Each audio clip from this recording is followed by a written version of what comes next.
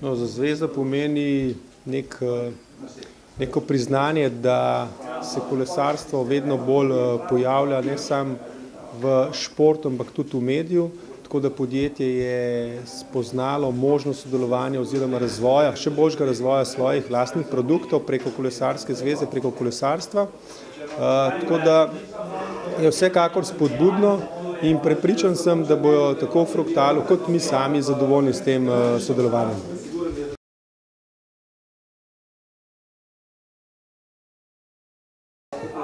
Glavne prednosti so, da produkt, ki ga ponujajo, je pisan na kožo kolesarjem, da se dejansko lahko poistovetijo s kolesarjem, da v kolesarski zvezi imamo vrsto vrhunskih kolesarjev, tako da lahko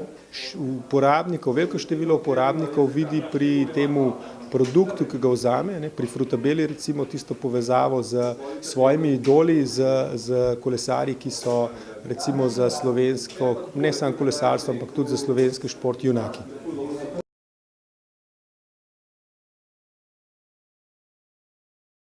Sam maraton Franja bo z letošnjim organizacijo svetovnega prvenstva rekreativnih kolesarjev prišel do tiste najvišje možne točke in vse pohvale Gorazdu Penku in njegovi ekipi za organizacijo tega veličastnega dogodka. Gorazd je res motor te zadeve, je človek, ki se malo kdaj ustavi in je pripravljen žrtvovati sebe za rezultat in dejansko rezultati se vrsto let kažejo z tem samo organizacijo in pa zaključkom maratona Franje.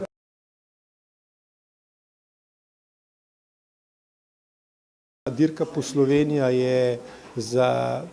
profesionalne kolesarje, za tekmovalce največji dogodek v Sloveniji.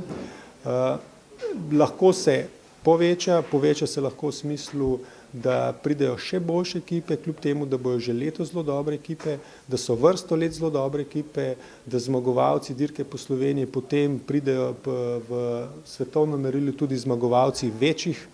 mednarodnih dirk, zelo uglednih dirk, in lahko se tudi podaljša, zaenkrat je to 4-dnevna, tako da možnosti je zelo veliko, je pa res, da limit trenutno so pa finančna sredstva.